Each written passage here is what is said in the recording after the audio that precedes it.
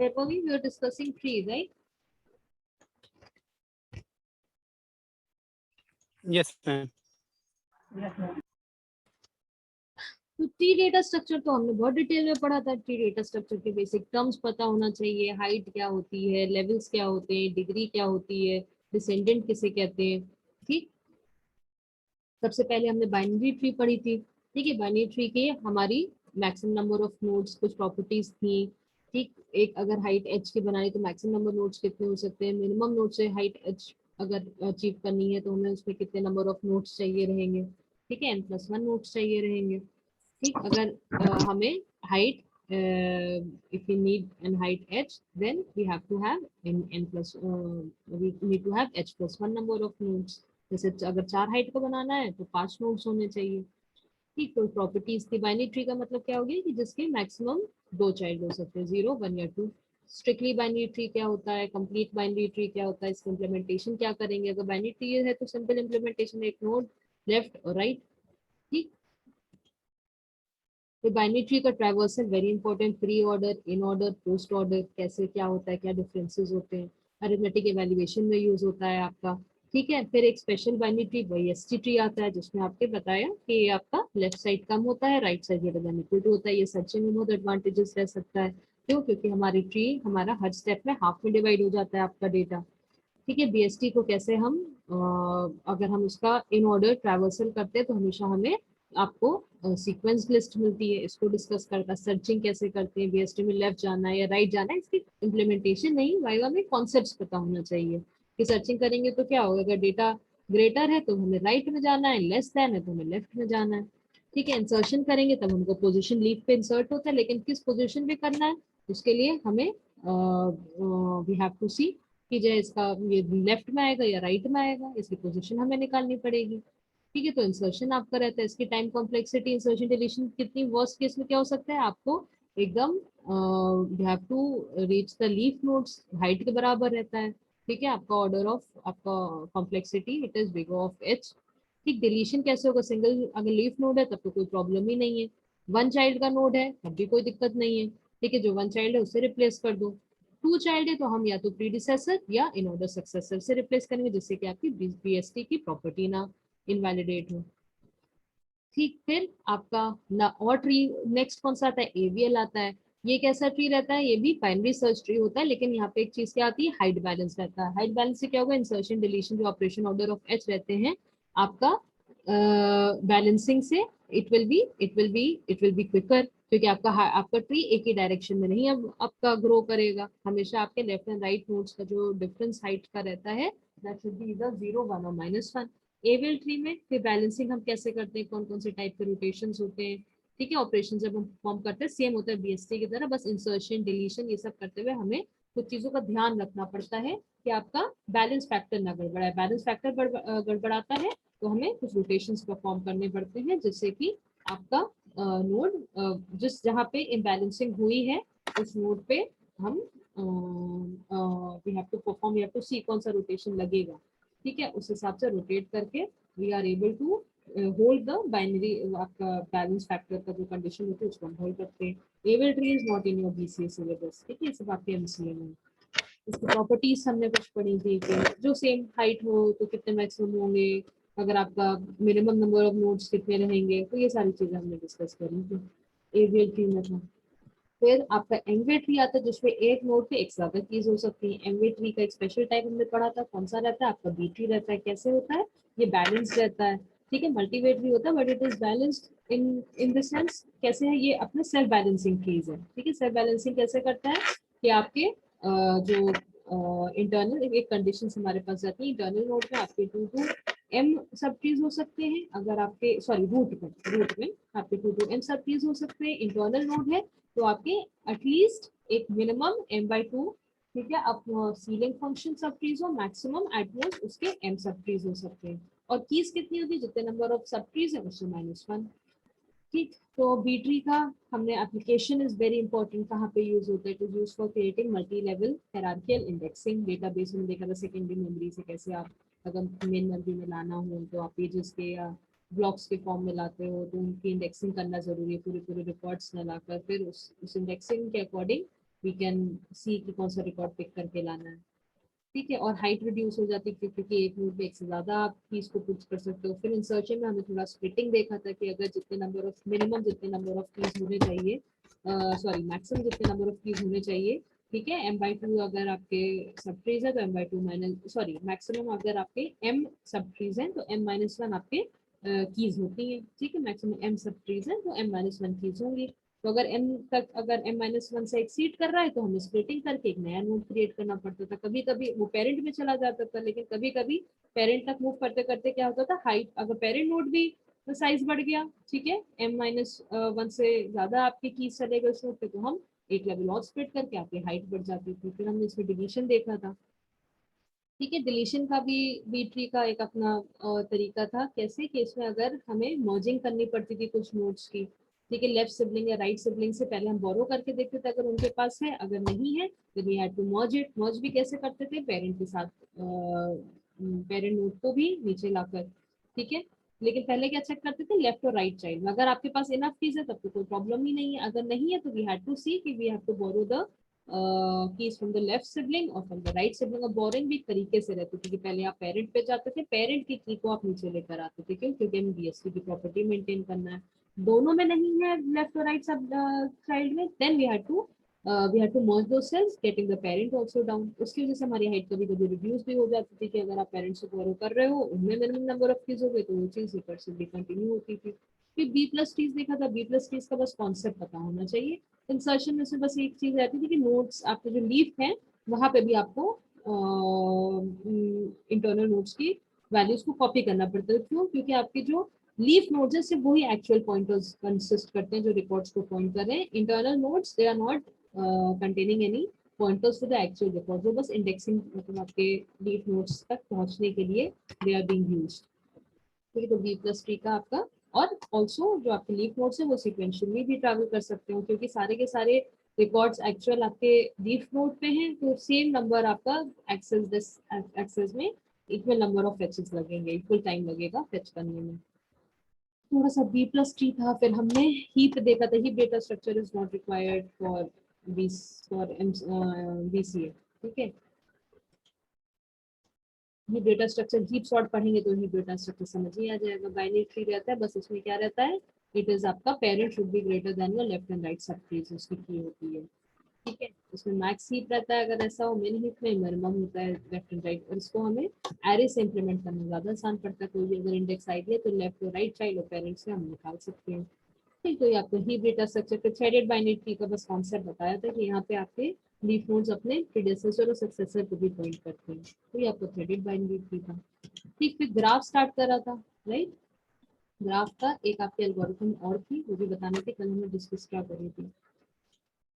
ठीक है, दूसरी वाली एल्गोरिथम डा में तो हम डिटेल में देखेंगे ही, तब भी कौन मतलब पता होना चाहिए कि सिंगल सोर्स, ठीक है, मल्टीपल सोर्स कैसे हम करते हैं।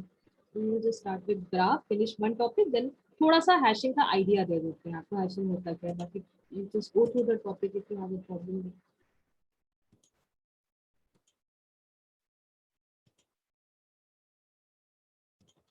तो कल डिजक्स्ट्रा एल्गोरिथम बताई थी, shortest single source shortest path, एक सोर्स से कैसे हम रिमेनिंग ऑफ द नोड से वर्टिसेस से शॉर्टेस्ट पाथ निकालते हैं। समझ में आ गया, तो सिंपल सा कॉन्सेप्ट था, आपको एज रिलैक्सेशन को समझना है।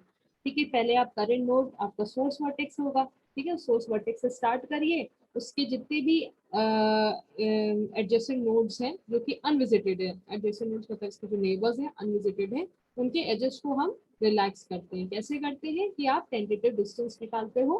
ठीक, वो क्या होता है टेंटेटिव डिस्टेंस, जो करंट नोड है उसका उसका डिस्टेंस प्लस वेट, ठीक है, उन दोनों को ऐड करते हो। अगर जो उस नोड का डिस्टेंस है उससे वैल्यू उससे लेस हो गई है तो हम मान के चलते हैं कि we will be updating it with the value of, मान लीजिए कोई नोड हमारी u कॉमो v है, सॉरी एक हमारी एज है u कॉमो v, ठीक है, हमें u हमारी करंट वर्टेक्स है, उसके हम नेबर्स को रिलैक्स जिनका एज रिलैक्सेशन परफॉर्म कर रहे हैं, और v कोई इसका नेबर है। इफ डिस्टेंस ऑफ v, ठीक है, अगर d ऑफ v इसकी वैल्यू आपकी ग्रेटर है इससे d ऑफ u, जिस नोड से आप v पर जा रहे हो, ठीक, और उससे आपके जिस एज से ट्रैवल करते हुए जा रहे हो उसके वेट को प्लस करके, अगर d ऑफ v की डिस्टेंस बड़ी है तो हम क्या कर देते हैं, d of v equal to update कर देते हैं डी ऑफ यू प्लस डब्ल्यू के। तो ये हमारा डिजक्स्ट्रा एल्गोरिथम का कॉन्सेप्ट रहता है। ठीक है, सिंपली आप अनविजिटेड नोड्स में से एक नोड पिक करिए जिसका डिस्टेंस मिनिमम है, उसके जितने भी एडजेसेंट नेबर्स हैं उनको आप उनका टेंटेटिव डिस्टेंस निकालिए। कैसे? डी यू प्लस डब्ल्यू निकाल कर। अगर उसका करेंट जो डिस्टेंस आपका है, जो प्रीवियसली रिकॉर्डेड डिस्टेंस आया है, उससे वैल्यू कम आती है तो हम उसको ओवरराइट कर देते हैं। ठीक है, और करंट नोड को आपके फिर हम व्हाट डू वी डू, अब हम आपके जो करंट नोड विजिट करी हो तो आपके विजिटेड सेट में आ गई। अब हम जो अनविजिटेड सेट है उसमें से नेक्स्ट करंट नोड निकालते हैं। नेक्स्ट करंट नोड क्या होगी? जिसका डिस्टेंस मिनिमम होगा। हर बार हम इस तरह से नोड्स को ट्रैवल करते हैं, जैसे हमने यहाँ पे ए से सारे नोड्स की वैल्यू निकाली थी। ठीक है, तो ए का सबसे पहले it was visited, it will B put in your visited set. ठीक, तो यहाँ पे डिस्टेंस ऑफ ए क्या होगा? ए टू ए, क्योंकि सोर्स है, 0 रहेगा। ठीक, जब ए को हम मूव करेंगे विजिटेड सेट में तो इनके जो भी एडजेसेंट नोड्स हैं इनके डिस्टेंसेस हम कंप्यूट करेंगे। इनिशियली हम क्या करते हैं, आपके सारे डिस्टेंसेस सोर्स को छोड़ के इन्फिनिटी रहते हैं। ठीक है, D of A, D of C, sorry not A, D of B, C, सारे नोड्स का, क्योंकि मान के चलते हैं हमें पता नहीं है। फिर एक नोड हम पिक करते हैं सोर्स जिसका डिस्टेंस ए टू ए क्या होगा? डी ऑफ 0 होगा। ठीक, d of b, d of c initially infinity है। ठीक है, इन्फिनिटी की value always greater than all of the values है। ठीक है, तो हम यहाँ पे इस एच को रिलैक्स करेंगे। कैसे करेंगे? ए टू बी रिलैक्स करना है तो क्या करना होगा? Simply D of A plus जो उस एच की वैल्यू, अगर हमें डी ऑफ बी निकालना है। ठीक है, डी ऑफ बी इनिशियली क्या है? इन्फिनिटी है। ठीक, तो D of B infinity is greater than your D of A plus W. D of A क्या है? 0, distance of A to A 0 है, प्लस डब्ल्यू 5। तो हमारा डी ऑफ बी क्या अपडेट हो गया था? 5 हो गया था। और डी ऑफ सी निकालेंगे similarly, it was D of 0 plus 6, that was 6। ठीक, तो हमारा ए नोड को विजिट करा, इसके दोनों एडजेसेंट नोड्स को रिलैक्स करा। ठीक है, एज रिलैक्सेशन परफॉर्म करा। फिर अब इनमें से जो नोड्स हैं, जो आपके अनविजिटेड नोड्स हैं, इसमें से एक करंट नोड सिलेक्ट करेंगे। कैसे करेंगे? जिसका डिस्टेंस मिनिमम है। इन करंट में से जितने भी अनविजिटेड नोड्स है उसमें सबसे मिनिमम किसका है? बी का है, D of 5, d of b is equal to 5। ठीक है, तो बी नोड को विजिट करेंगे। बी नोड करंट नोड हो गया। अब इसके कॉरेस्पॉन्डिंग जितने भी एडजेसेंट नोड्स हैं जो कि अनविजिटेड है, जिनको अभी आपने विजिट नहीं करा है, उनका एज रिलैक्सेशन परफॉर्म करते हैं। एज रिलैक्सेशन का मतलब क्या हो गया? बी तक डिस्टेंस कितना है प्लस एच का वेट। ठीक, पहले डी ऑफ ई इंफिनिटी था, अब हम बी के थ्रू रिलैक्सेशन कर एज रिलैक्सेशन करेंगे। क्यों? क्योंकि इंफिनिटी डी ऑफ ई की जो पहले वैल्यू थी it is greater than d of b plus डब्ल्यू। ठीक है, 13 जो कि 13 आ रहा है 5 प्लस 8, तो हमारा डी ऑफ ई 13 हो गया था। सिमिलरली डी ऑफ बी हमारा 5 प्लस 7 12 था, पहले इनिशियली प्लस इंफिनिटी। ठीक है, और डी ऑफ सी कितना है? अगर हम डी ऑफ सी इनिशियली हमारा 6 है, कब आया था? ए के थ्रू आया था। अब डी ऑफ बी के थ्रू अगर हम निकालें तो क्या आएगा? It will B 5 plus 15 20। तो यहाँ पे हमारा अपडेशन नहीं होगा, ये हमारा डी ऑफ सी 6 ही रहेगा। ठीक है, ये हमारी रिलैक्सेशन की कंडीशन थी। फिर नेक्स्ट स्मॉलेस्ट वर्टेक्स हमने सी उठाया था, सी को विजिट करा। सी के जितने भी अनविजिटेड नेबर्स हैं उनका एज रिलैक्सेशन परफॉर्म करेंगे। कैसे करेंगे? वी विल बी सी कि अगर डिस्टेंस हमारा डी ऑफ सी प्लस डब्ल्यू करके अगर कम आ रहा है पुरानी वैल्यू से, then we will be updating those distances of the vertices. ठीक है, तो ये हमने काफी डिटेल में कल देख ली। यहाँ पे क्या आ रहा है? डी ऑफ डी 12 आ रहा है, डी ऑफ ई इंफिनिटी है। ठीक, तो D of D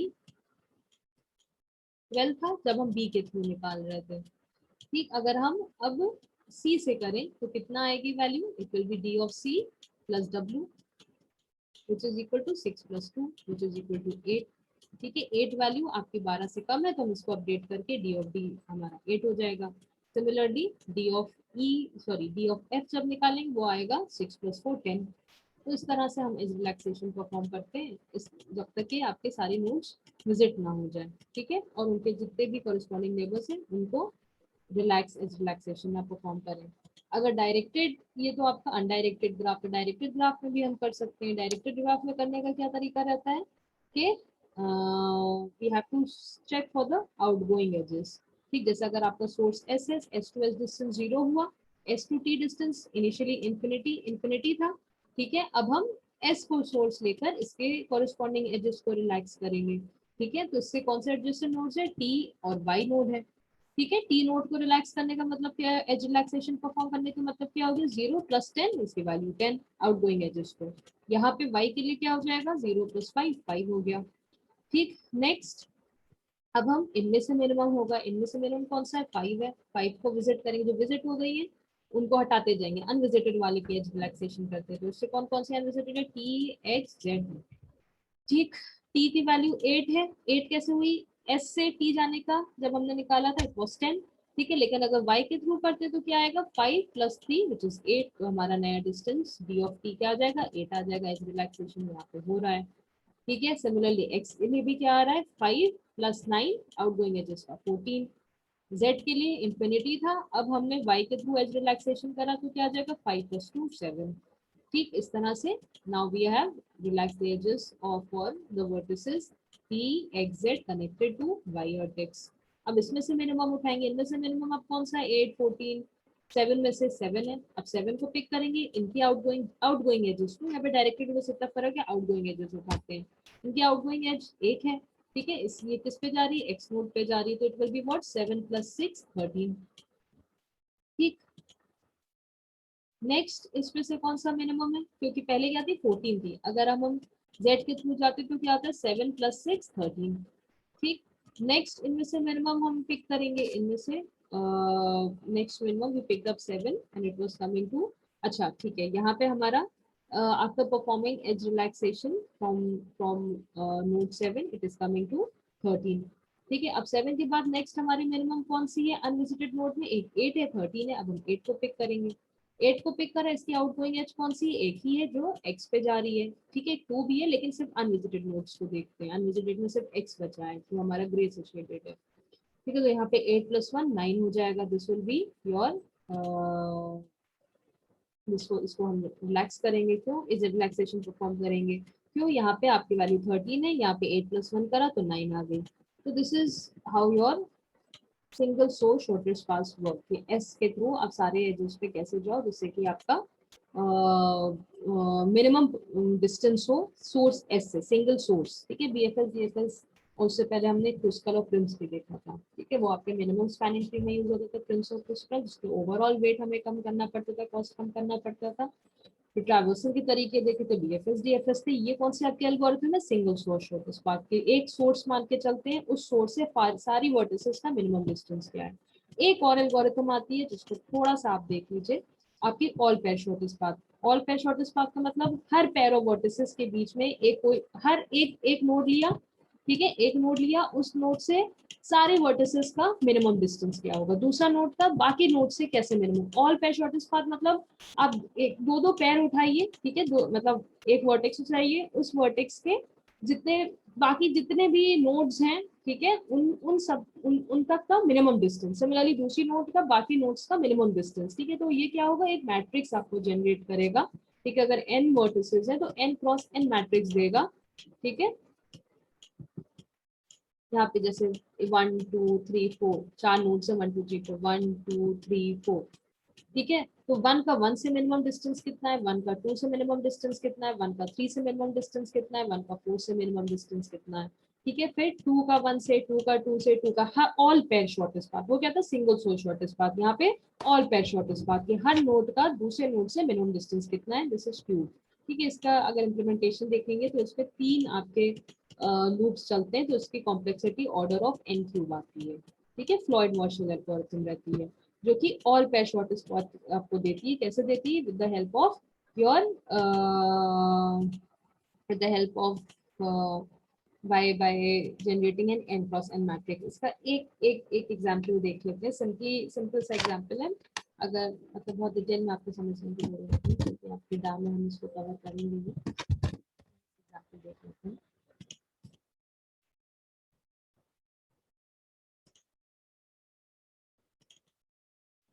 can you all view my Chrome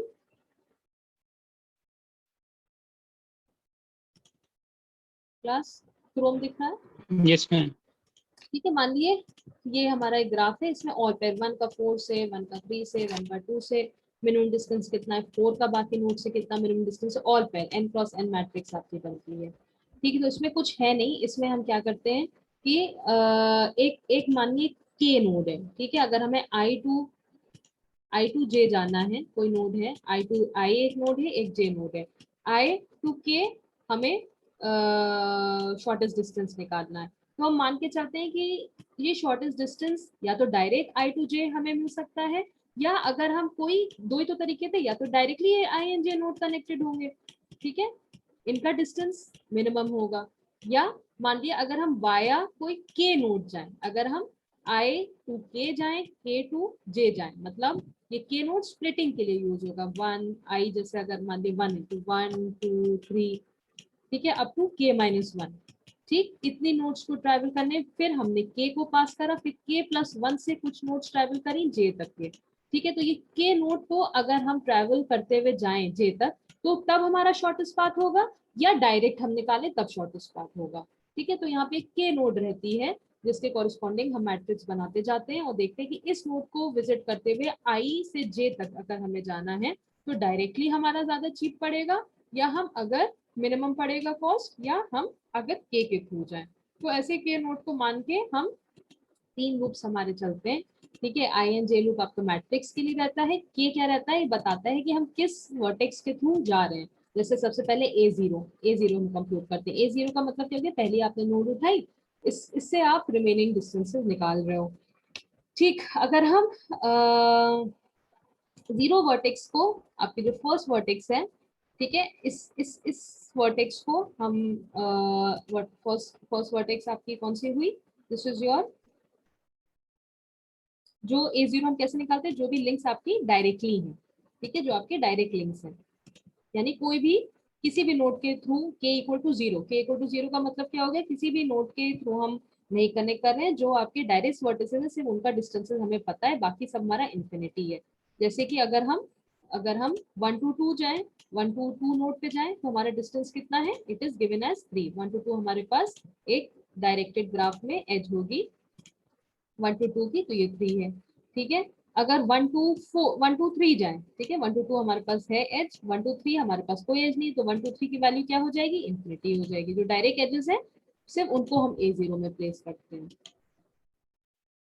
ठीक है। वन टू थ्री हमारी एज इन्फिनिटी, सिर्फ कॉन्सेप्ट समझिएगा, इसका बहुत वाइवा में उतना नहीं, ठीक है, थर्ड वर्जन का। फिर हम ए वन निकालते हैं। ए वन का मतलब क्या हो गया, अगर हम वन नोड को विजिट करें, ठीक है, या तो हम directly i to j nodes हमारे पास कनेक्टेड है, वो हमारी ए जीरो से आ गई, ठीक है। अब हम वन नोड को विजिट करते हुए जाएं, वन नोड जो आपका नोड मार्क्ड एज वन है, अगर इसके थ्रू जाए तो हमारी कॉस्ट रिड्यूस होगी या हमारी कॉस्ट इंक्रीज होगी, इसको हम निकालते हैं। जैसे कि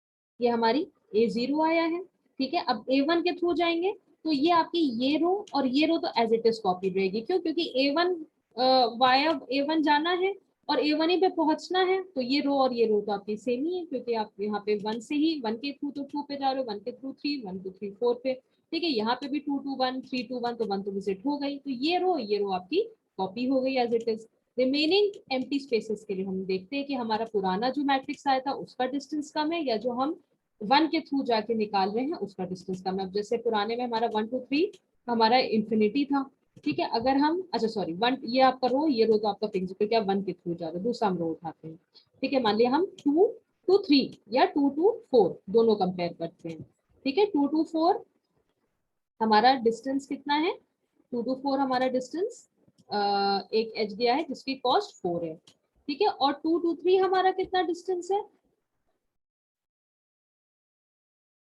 टू टू थ्री हमारा डिस्टेंस आया था ए जीरो पे इंफिनिटी, क्योंकि हमारे पास टू से थ्री जाने के लिए कोई डायरेक्ट एज थी ही नहीं,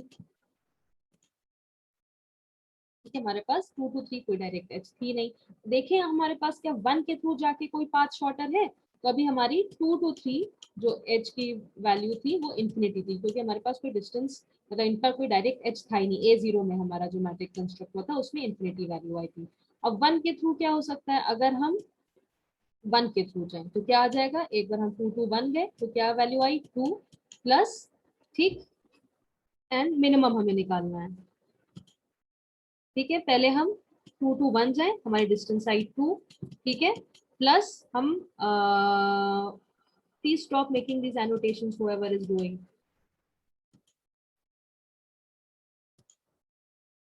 ठीक, तो 1 के थ्रू हमें जाना है तो क्या होगा, दिस विल बी 2 प्लस हमारा 5 प्लस 2। ठीक, तो क्या आएगा 2 प्लस 5 प्लस 2। तो हमारा डिस्टेंस कितना आ गया, अगर हम 1 के थ्रू जाते हैं 3 तक तो हमारे हमको एक पाथ मिला है, कौन सा मिला है, विच इज कमिंग टू 9। पुरानी वैल्यू कितनी थी, इंफिनिटी थी। ठीक है, और कोई पाथ ऐसा बन सकता है 1 के थ्रू, 2 3 4 एंड 2। क्या आया, 2 3 4 एंड 2। तो ये कॉस्ट कितनी आई, दिस इज कमिंग टू 5, ये बढ़ गई। तो हमारा ये बात है 1 के टू 2 5 2 9 आई वैल्यू। पुरानी कितनी थी, इंफिनिटी थी, क्योंकि पुरानी वैल्यू इंफिनिटी है और करंट वैल्यू हमारी 9 आई है। तो हम 2 2 3, अगर हम 1 के थ्रू जाए, ये 1 नोड जरूर इंक्लूड होना चाहिए, K is the node which you are going to visit. ठीक है, तो हमारी वैल्यू 9 आ गई। लेकिन अगर हम 2 से 4 पे जाएं वाया 1, तो हो सकता है हमारी कॉस्ट ज्यादा आ रही है। ठीक है, 2 to 4 जाए वाया 1, तो हमारी कितनी आ जाएगी, 2 प्लस 5 7 आ गई। और डायरेक्ट हमारी जो A0 पे आई थी वो 4 थी। ठीक है, क्योंकि अब 7 4 से बड़ा है तो हम A0 की जो पुरानी वैल्यू है उसी को रखते हैं।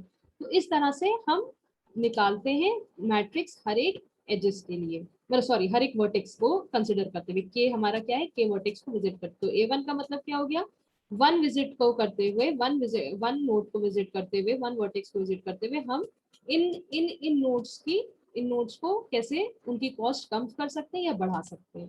तो इस तरह से हम मैट्रिक्स कंस्ट्रक्ट कर जाते हैं A2 A3 A4। जब लास्ट वर्टेक्स को आप उसके लिए जो आप मैट्रिक्स कंस्ट्रक्ट करते हो मिनिमम कॉस्ट का, एक बार देखिएगा इसके स्टेप्स को, ना समझ में आए तो पूछेगा। तो this is going to represent all pair shortest path, मतलब 1 to 1 shortest path, 1 to 2 shortest path, 1 to 3, इन दोनों पेयर्स के बीच में जो शॉर्टेस्ट पाथ होगा ये this will be returning with you. क्यों, क्योंकि ये हर पॉसिबल वे, ठीक है, कि आपकी वैल्यू 1 2 0 1 2 3 आप डाल के देखो कि इनमें से सबसे मिनिमम हमारा डायरेक्टली जाके थ्रू कर सकता है, 1 के थ्रू जाके मिनिमम कॉस्ट आ सकता है, 2 के थ्रू आ सकता है, 3 के थ्रू या 4 के थ्रू, हर एक वर्टेक्स के थ्रू हम विजिट करके पॉसिबली निकालने की कोशिश कर रहे हैं कि शॉर्टेस्ट पाथ हमारा क्या हो। तो फाइनली जो आपका मैट्रिक्स सारे वर्टेक्स के लिए जब आप कंप्यूट करके, जब फाइनली A4 के लिए अगर 4 आपका वर्टेक्स लास्ट वर्टेक्स विजिट करने वाला 4 है, ठीक है, तो A4 के वाया जो आप सारे वर्टेक्स का शॉर्टेस्ट पाथ निकालते हो, जो वो फाइनली मैट्रिक्स आपका कंस्ट्रक्ट होता है, तो that is going to return you all pair shortest path. तो ये आपका लास्ट टॉपिक था, all pair shortest path in graph का। बाकी आपको एक हैशिंग की पीपीटी शेयर करी थी, तो उसको भी थोड़ा सा ओवरव्यू देख लेते हैं। बाकी आप एक बार उसको रिवाइज करिएगा, बहुत डिटेल में है।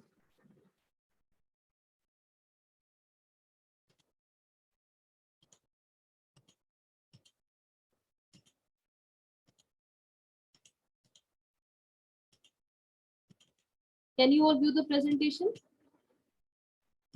हैशिंग? Yes ma'am. ये आपका BCMCA दोनों में, ठीक है, आपका ग्राफ BCA में नहीं है, हैशिंग दोनों में। ठीक है, हैशिंग हमारे पास क्या रहता है कि आपके पास अगर मान लिए कई सारे एलिमेंट्स हैं, ठीक है, आपके पास एक कलेक्शन ऑफ एलिमेंट्स हैं, बहुत सारे एलिमेंट्स हैं, like you have got a large collection of elements, तो उनकी सर्च करना एक एक एलिमेंट को हमारे लिए बहुत डिफिकल्ट हो जाता है। मतलब डिफिकल्ट नहीं होता हमारा, मतलब बहुत लंबा टाइम टेकिंग टास्क होता है। ठीक है, हमारे पास हैशिंग टेक्निक क्या करती है कि आपका एक हैश टेबल, एक डेटा स्ट्रक्चर देता है जो कि वैल्यूज कैसे रखता है इन द फॉर्म ऑफ, ये आपका एसोसिएटिव डेटा स्ट्रक्चर। एसोसिएटिव मतलब यहाँ पे आपके पास की वैल्यू पेयर्स में रहता है, एक की होती है, उस की के कॉरिस्पॉन्डिंग आपके पास सर्टेन वैल्यूज होती हैं। ठीक है, तो यहाँ पे आपका हैश फंक्शन क्या करता है, it is used for computing the index. तो एक एग्जांपल देखते हैं तो हमें ज्यादा समझ में आएगा। और जैसे हमारे पास सिंपल सा एग्जांपल है, मान लिया हमारे पास एक लिस्ट है, इसमें हमारे पास एलिमेंट्स कौन कौन से हैं, 11 12, ठीक है, 14 15, ये तो उससे 4 एलिमेंट्स है। मान ली बहुत लंबी लिस्ट हमारे पास होती है, अब 200 एलिमेंट्स रहते हैं। ठीक है, अब 100 एलिमेंट्स को सर्च करने के लिए हमें it would have taken us a lot of time. ठीक है, तो instead of storing these 100 elements, मतलब इनको इनका इनको हम एक ही लीनियर स्ट्रक्चर में ना रखें, वी कैन क्रिएट बकेट्स। ठीक है, हैश फंक्शन हम यूज करते हैं इनकी कीज निकालने के लिए, इनका इंडेक्स निकालने के लिए, किस बकेट में किस बकेट में लाई करेगा। जैसे कि एक सिंपल हैश फंक्शन क्या हो सकता है, मान लिया हमारे पास कोई एलिमेंट x है, ठीक है, अगर हमें इसका हैश फंक्शन निकालना है तो क्या हो सकता है, एक हम तरीका निकाल सकते हैं x मॉडुलस ऑपरेटर, जो आपके कोई हमने n साइज रखा, ठीक है, n हमने कोई भी वैल्यू रखी, उस पर्टिकुलर एलिमेंट को जब हम x से मॉडुलस करेंगे कि जो आपकी फिर आपकी जो भी रिमाइंडर आता है, उस रिमाइंडर को हम क्या कर सकते हैं, we can use it as an index for your hash table. ठीक है, जैसे आपने 11 को अगर मॉडुलस 10 करा, रिमाइंडर 1 आया, तो इसकी इस की के लिए, ठीक है, इसका इंडेक्स आपको निकालने के लिए, ठीक है, हाँ, इसका इंडेक्स निकालने के लिए आप क्या करोगे, you have to perform hash. Hash कोई भी फंक्शन आप यूज कर सकते हो, सिंपलेस्ट फंक्शन क्या है, मॉडुलस हम फंक्शन यूज कर रहे हैं, ठीक है, कोई वैल्यू n से डिवाइड कर रहे हैं, ठीक, तो आप उसकी वैल्यू को, जो भी आप की मान रहे हो, मान लिया हम की 11 मान रहे हैं, ठीक है, उस की को we have to perform the hash function के थ्रू, जब हम उसको पास करेंगे, यहाँ पे की हमारी क्या है, मान लिए उसकी वैल्यू है 11 है, ठीक है, उसको हैश फंक्शन के थ्रू पास करा, हैश फंक्शन क्या है, मॉडुलस है, ठीक है, मॉडुलस 10 है, तो हमने 11 मॉडुलस 10 करा, हमारी वैल्यू आई 1। अब इस 1 को हम क्या करेंगे, इंडेक्स की तरह यूज करेंगे इस वैल्यू को फेच करने के लिए। तो it is used for, your hash function is used for place, आपका ये एक hash table data structure generate करता है, जो कि आपकी वैल्यूज को की वैल्यू पेयर में, आपके एलिमेंट्स को की वैल्यू पेयर में स्टोर करता है, ठीक है, जिसमें आप की का हैश निकालते हो, ठीक है, जो हैश रिटर्न होता है उसको हम इंडेक्स की तरह यूज करते हैं डायरेक्ट करने के लिए कि वो किस बकेट या किस स्लॉट में लाई करता है, ठीक है। इसका सबसे एग्जांपल क्या हो सकता है, जैसे मान लिया हमारे पास टेलीफोन डायरेक्टरी होती है, ठीक है, टेलीफोन डायरेक्टरी हमें पता रहता है कि आपको, या आपकी सिंपल डिक्शनरी होती है, आपको पता है ए के अंदर जो स्टार्टिंग वाले होंगे, ए के अंदर आपके सारे ए से जो भी लेक्सिकल ग्राफिकल वे में, मतलब अल्फाबेट्स आएंगे, ए वाले आपके स्टार्टिंग में रहेंगे, उसके बाद बी का कलेक्शन रहेगा, तो आप क्या करो, बकेट्स में क्रिएट करके अपने एलिमेंट्स को प्लेस कर दे रहे हो, ठीक है। तो मान लीजिए हमारी ये कुछ कीज हैं, ठीक है, इन कीज के करस्पॉन्डिंग बहुत से रिकॉर्ड्स होंगे, बहुत से डेटा होगा, ये हमारी कीज है। इस की को जब हम इस हैश फंक्शन के थ्रू पास करेंगे तो हमको ये एक इंडेक्स देगा, इस इंडेक्स के थ्रू वी कैन नो कि ये किस बकेट में लाई कर रहा है, ठीक है, जिस बकेट में लाई करेगा सिर्फ हम डायरेक्टली उस पोजीशन पे जाके इसको, इसकी, क्योंकि हम क्या करते हैं, ये हमारा टेक्स्ट डेटा है, इसको हम जब इसकी इंडेक्स, जब इसका हैश फंक्शन के थ्रू पास करेंगे तो हमें एक इंटीजर वैल्यू मिलेगी, ठीक है, तो हमारा लुकअप, हमारा सर्चिंग थोड़ी सी फास्ट हो जाती है for your, with the help of your storing your data in the form of hash function, ठीक है। हैश फंक्शन हम कई तरह के यूज कर सकते हैं, ठीक है, जैसे मैंने आपको सिंपली बताया, सबसे सिंपलेस्ट क्या होता है, सिंपली उस की को एरे के साइज से मॉडुलस कर दीजिए, या कोई भी एक एलिमेंट से मॉडुलस कर दीजिए। बाकी हम थोड़े क्रिप्टोग्राफिक फंक्शंस को यूज करते हैं फॉर, एक एग्जांपल हो सकता है क्रिप्टोग्राफिक फंक्शन को यूज करने का, आपके हैश वैल्यू को निकालने के लिए। तो जिस भी फील्ड पे आपको सर्चिंग करनी है उसको हैश फंक्शन के थ्रू पास करते हैं, जो कि आपको एक यूनिक इंटीजर देता है, उस इंटीजर को हम एज इंडेक्स यूज करते हैं अपने डेटा स्ट्रक्चर में, जो हैश वैल्यू जनरेट आती है उसको हम इंटीजर की तरह यूज करते हैं for indexing of your, for your indexing of your elements, ठीक है, जो भी आप एलिमेंट्स के ऊपर जिस पे लुकअप लगाना चाहते हो, तो इट अलाउज फास्टर लुकअप करने में, मतलब कोई भी एलिमेंट को ढूंढने में हमारे पास it is a faster approach. तो कुछ प्रॉपर्टीज होती है हैश फंक्शन की, क्या होना चाहिए, क्योंकि ये आपके डेटा सेट्स को मैप कर रहा है फिक्स साइज के, अगर आपका जितना भी बड़ा आपका डेटा सेट हो उसको आप आर्बिट्री फिक्स साइज के हैश टेबल में फिट कर रहे हो, ठीक है। तो हमारे पास हैश फंक्शन इस तरह का होना चाहिए जो आपके हैश वैल्यूज को आसानी से कंप्यूट करे, ठीक है, क्योंकि हम इनको बकेट्स में प्लेस कर रहे हैं depending upon the hash value you are getting. तो बकेट जो क्रिएट होनी चाहिए उसमें थोड़ा यूनिफॉर्म आपका डिस्ट्रीब्यूशन होना चाहिए, ऐसा नहीं कि एक एक बकेट में सारी की सारी हैश वैल्यूज पड़ गई, फिर तो वो लीनियर डेटा स्ट्रक्चर की तरह ही हो जाएगा, ठीक है। तो यूनिफॉर्म डिस्ट्रीब्यूशन होना चाहिए। तो जो हैश फंक्शन यूज कर रहे हैं, the hash value it should generate, it should be able to distribute your data uniformly across your hash table, ठीक है। दूसरा क्या है, अगर दो कीज की सेम हैश वैल्यू आ रही है तो उसको हम क्या कहते हैं, उसको कोलिजन कहते हैं। तो ऐसे कोलिजन्स को हमें मिनिमाइज करना होता है जिससे कि आपका data maximum number of indexes पे डिस्ट्रीब्यूट हो जाए। तो एक थोड़ा सा एग्जांपल और देखते हैं।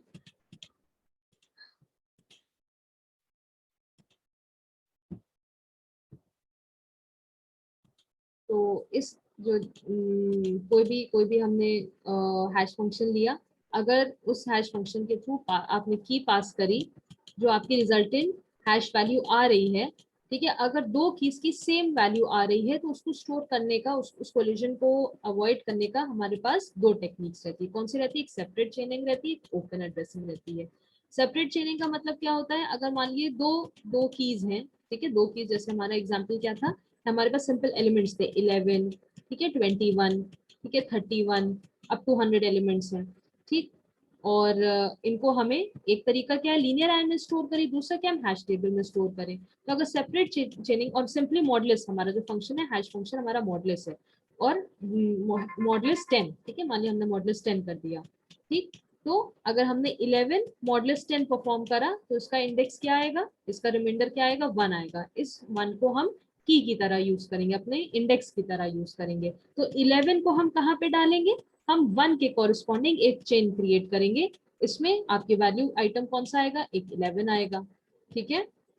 फिर मान लीजिए दूसरा एलिमेंट हमारा 21 है, 21 का भी अगर हम हैश वैल्यू जनरेट करें मॉडुलस 10 ऑपरेटर यूज करके, मॉडुलस 10 हैश फंक्शन यूज करके, तो क्या आएगा 21 मॉडुलस 10, ये भी 1 आ गया। तो इसकी बकेट भी क्या हो जाएगी, इसकी इंडेक्स भी क्या हो जाएगी, 1 हो जाएगी। तो हम क्या करेंगे, 1 के तो ऑलरेडी प्लेस ऑक्यूपाइड है क्योंकि यहाँ पे हमने 11 को डाल दिया, तो हम क्या करते हैं, चेन क्रिएट कर देते हैं, एक सेपरेट चेनिंग बना देते हैं। क्या आएगा, 1 के बाद एक हमने डबल लिंक लिस्ट यूज कर ली, लिंक लिस्ट के थ्रू एक, ये तो आपकी लिस्ट चली रही थी जो कि आपके हैश के इंडेक्सेस के लिए यूज हो रही थी। उसके अलावा अगर कहीं पे कोलिजन हो रहा है, मान ली ये दो एलिमेंट्स हैं, इनको हमें क्या करना है, uniformly fixed arbitrary fixed length के एक एरे में डालना है, फिट करना है, ठीक है। तो हमने मॉडुलस 10 अगर कर लिया तो क्या होगा, हमेशा जीरो, मॉडुलस 10 का मतलब क्या हो गया, रिमाइंडर 0 to 9 ही के बीच आएगा।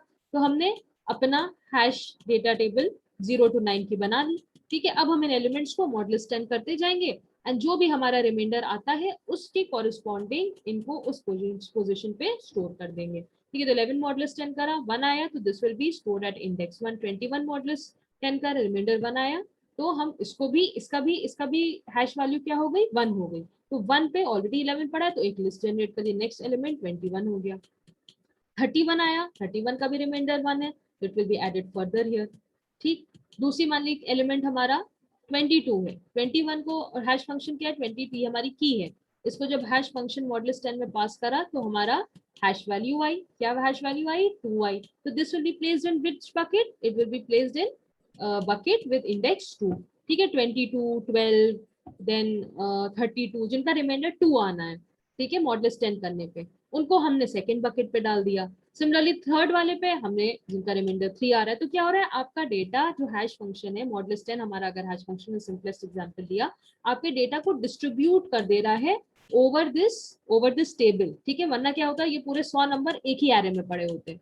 यहाँ पे हमने क्या करा, इनको 10 बकेट में डिवाइड कर दिया। कैसे डिवाइड करा, पहली बकेट में वो एलिमेंट्स आए जिनका मॉडुलस 10 आपका रिमाइंडर 1 आ रहा है, सेकंड बकेट में कौन सा है, जिनका मॉडुलस 2 करने पे रिमाइंडर 2 आ रहा है, थर्ड बकेट में कौन सा है, तो ये डिस्ट्रीब्यूट हो गया। अब मान लिया हमें लुकअप करना है कोई एलिमेंट को, 11 के कॉरेस्पॉन्डिंग, ये हमारी की है, ठीक है, ये की है, इसके कॉरेस्पॉन्डिंग कोई हमारा रिकॉर्ड पड़ा है जिसमें हो सकता है ये रोल नंबर हो, मान लिया 11, इसके कॉरेस्पॉन्डिंग स्टूडेंट का डेटा पड़ा है। तो हमें लुकअप करने के लिए पूरे 100 एलिमेंट्स में सर्च नहीं करना पड़ेगा, इस की के थ्रू इसको जब हैश फंक्शन में हम पास करेंगे तो हमें सिर्फ सर्चिंग इस पर्टिकुलर लिस्ट में करनी पड़ेगी, ठीक है। तो हम जब 11 मॉडुलस 10 करते हैं तो हमारा 1 रिमाइंडर आता है। अब हमें पता है कि उन पूरे 100 आइटम में नहीं सर्च करना है, सिर्फ जो एलिमेंट्स इंडेक्स 1 पे पड़े हैं उन आइटम्स में से हमें लुकअप करना है। तो लुकअप हमारा फास्टर हो जाए। जैसे डिक्शनरी में आपको पता है कि अगर आपका नाम, आपकी की क्या है, अल्फाबेट, ठीक है, ए से स्टार्ट हो रहा है, तो